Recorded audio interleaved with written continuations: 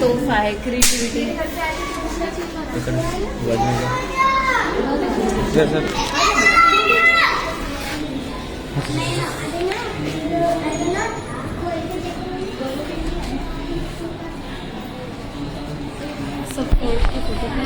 एकदम मस्त ले आओ। अच्छा बना बच्चा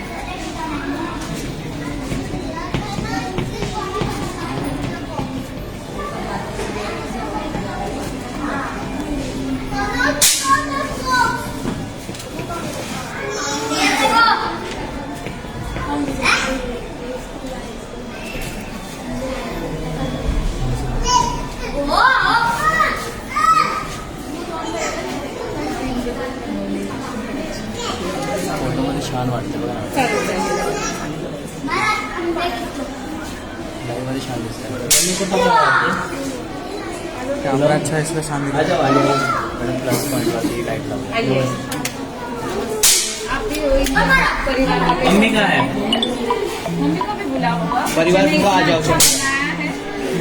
आ जाओ आप भी। विष्णु का टैलेंट देखने। विष्णू त्याचं नाव आहे।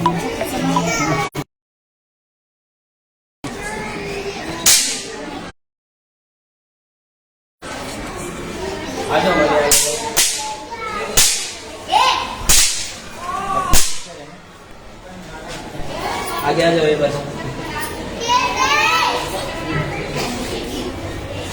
बोलो अपना नाम,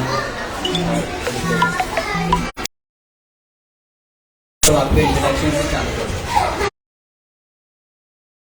हेलो, मेरा नाम विष्णु शर्मा है और मैं मानविक विद्यालय की कक्षा 10वीं में पढ़ता हूँ। आप लोगों ने इसके लिए बहुत सारे लिखे होंगे, बहुत सारी जानकारी प्राप्त की होगी, लेकिन मैं आज आपसे किला है और ये किला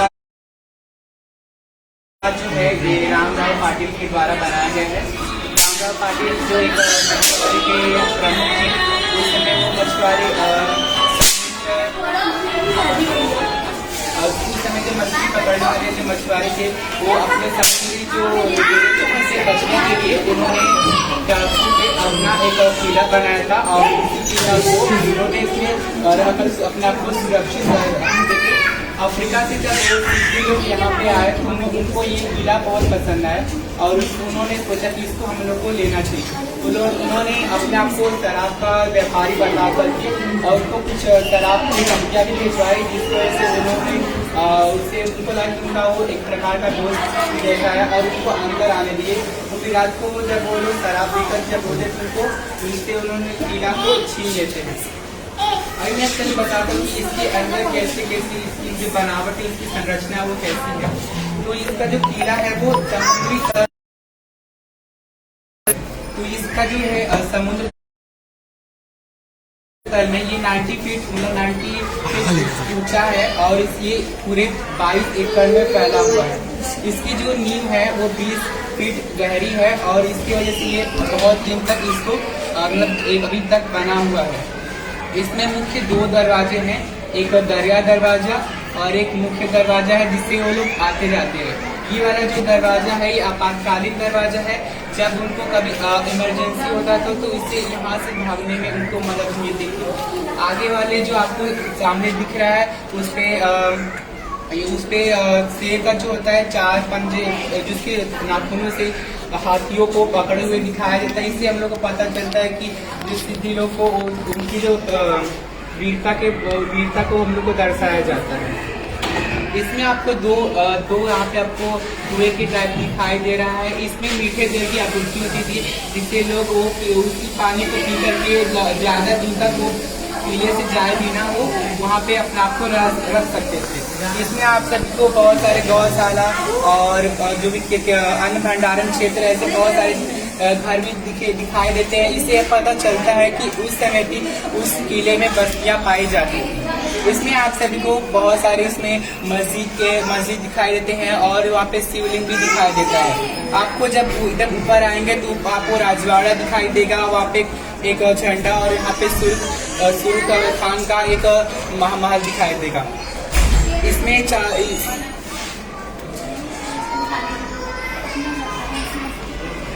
इसमें आपको पहुंचने के लिए आपको नाव से जाना पड़ता है।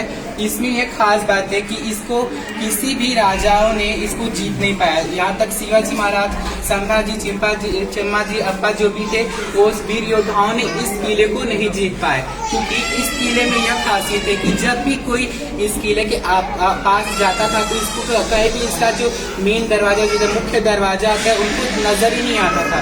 जिसकी वजह से जो पास में जब आते थे दरवाजा खोजते खोजते तो वहाँ का जो यहाँ पे जो तोपें होती थी उससे उनको उसके ऊपर हमला करते थे, जिसकी वजह से वो लोग वहाँ पे पहुँच नहीं पाते। उस पे हम लोग को ऊपर चढ़ने के लिए सीढ़ियाँ बनाई गई हैं।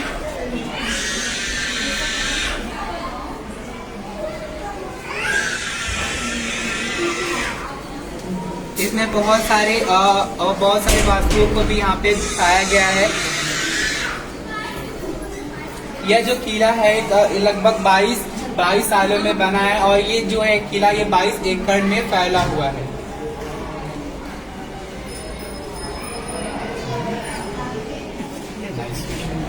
इस किला को जीतने के लिए शिवाजी महाराज और संभाजी महाराज ने इसके सामने कुछ 2 से 3 किलोमीटर पे एक पर्वत दुर्ग का भी निर्माण किया, जिसकी वजह से ये लोग चाहते थे कि ये जंजीरा किला उनके हाथ में आ जाए, लेकिन उनको इसमें भी नाकामी मिला, उनको उसमें भी ये जीत नहीं पाए। वहाँ कुछ लोग का मानना है कि ये जो किला है वो अजय है, इसको कोई भी जीत नहीं पाया, इसलिए इसका नाम अजय किला भी पड़ा। यहाँ पे आप लोग को यहाँ पे 3 जो यहाँ पे तोपें दिखाई गई हैं, ये सबसे बड़ी तोपें वहाँ पे दिखाई देती है। इसमें चावेरी और लंडा कसाम और कलाम बावड़ी करके ऐसे 3 हैं। उसमें सबसे बड़ा कलाम बांगड़ी जो है वो सबसे बड़ा उसमें तोप दिखाई देता है। Thank you.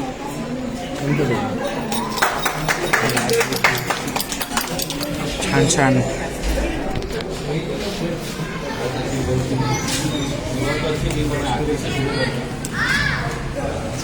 तुमने बताया किला अजिंक्य है जो अजय है, तो 2 से 3 किलोमीटर जो पद्मदुर्ग को बताया, तो पद्मदुर्ग को इसको रोकने के लिए इसको जीतना जरूरी नहीं था। मुझे लगता है ये अगर इस किले में रसद खत्म हो गई है, राशन खत्म हो गई है, ये बाहर निकल नहीं सकता, तो ये जिंदा रह सकता क्या?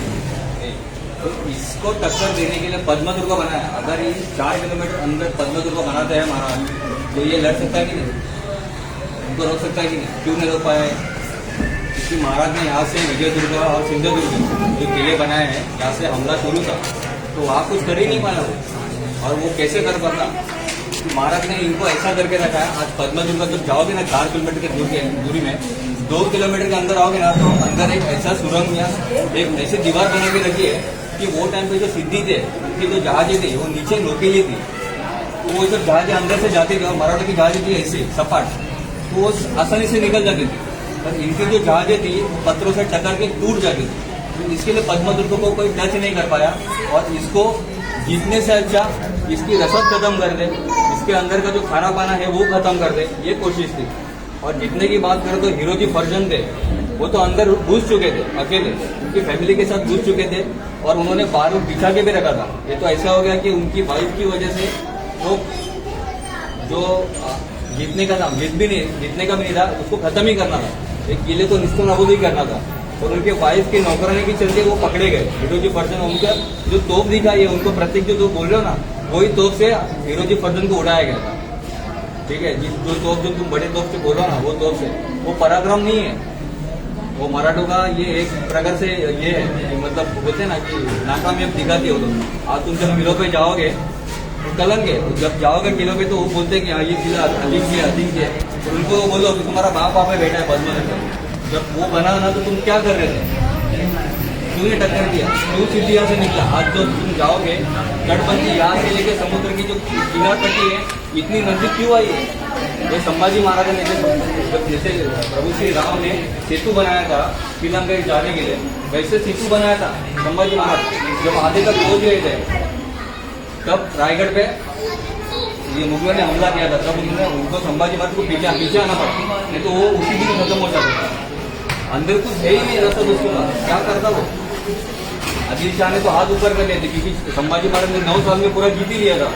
स्वराज आज अटक के पार मतलब अफगानिस्तान के बॉर्डर तक पहुंच गया था। तो इसको क्या जितना नामुमकिन था, पर इनका जो रसद ही खत्म हो गया, उनका आवान जावान ही बंद खत्म हो गया तो अंदर आदमी मर ही जाएगा।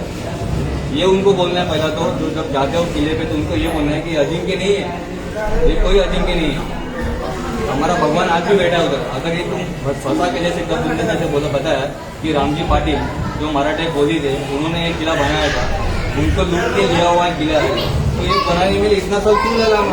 और जब तुम दरवाजा बोलते हो, शिवाजी महाराज का दरवाजा बनाने का काम सीधा नहीं था। आज किले पे जाओगे तो बोर्ड सीधा दरवाजे के बाद रुकते हैं। शिवाजी महाराज के किले का कोई भी दरवाजा सीधा कभी नहीं है, गोमुखी है। तुम जाओगे ना ये गुरुजों के इस तरफ ऐसा किला के दरवाजा बना के कोई भी दुश्मन आवे उनको दरवाजा दिखे ही।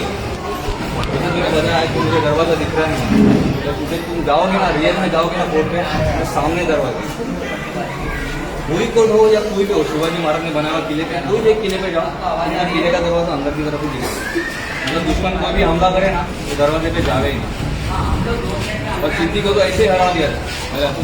आज भी परिस्थिति ऐसे किले पे हम झंडा नहीं लगा सकते, अपना ना भगवा लगा सकते ना तिरंगा लगा सकते। हिंदुओं को कोई सन त्योहार नहीं होता। और इसके चलते आज भी ऐसी परिस्थिति है कि पद्म दुर्गों को जाने के लिए हम जैसे हिंदुओं को प्राइवेट परमिशन लेके जाना पड़ता है, प्राइवेट बोर्ड पे जाना पड़ता है कि वहाँ पे जाके हमको वहाँ पे इतिहास जानना है कि एग्जैक्टली है क्या। वहाँ पे जब तुम्हें से डॉक्टर कितने गेला ना, आप उधर जाओगे ना प्राइवेट बोर्ड से भी जाओगे ना तुमको 2 किलोमीटर पीछे छोटी बोट से जाना पड़ता है। मतलब वो किले में आज भी ऐसा है कि तुम्हारी बोट जा नहीं सकती। आज की बोट तो वैसे नहरों ही नहीं, तो बोट नहीं जा सकती। वो को सोचता नहीं कि इतना लंबा बोट तो जा सकती है, एक किला पे तो मैं दरवाजा दिख रहा है वहाँ पे बोट रुक सकती है, तुम इतना पीछे क्यों रुक रहा हो। यहाँ पे तुम जाओगे सीधा बोट जाती है पेड़ पे, सीधा दरवाजे पे निकल जाती है, वहाँ पे नहीं जाती।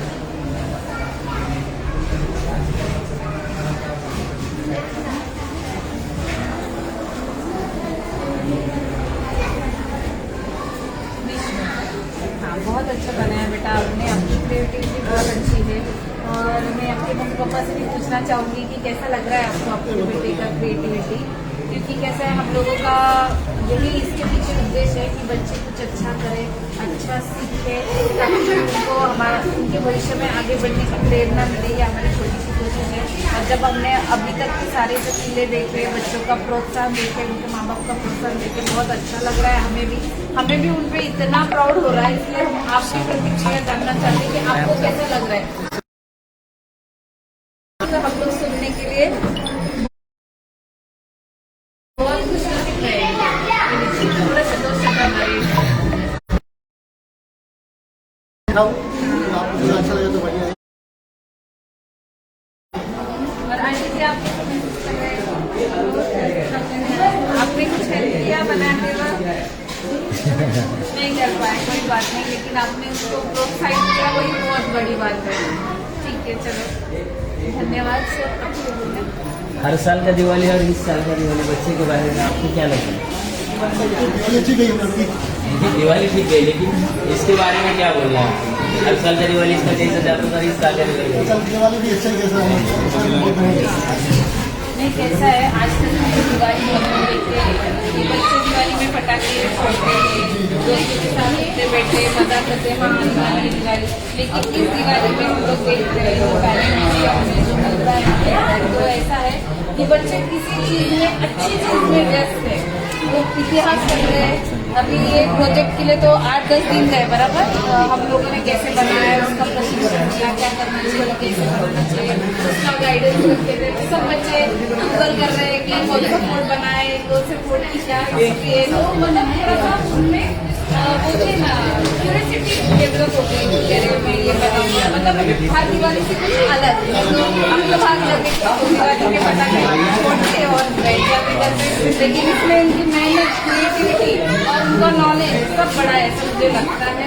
तो मैं आपसे सबसे गुजारिश करूँगी कि उनको अच्छे प्रोडक्ट में आप लोग और सपोर्ट करो ऐसा बनाने के लिए। और आपकी जो दोस्त है उनको भी हमसे मिला ताकि हम और कोशिश कर सकें इनका भविष्य और अच्छा बनाने के लिए। धन्यवाद। जय श्री राम।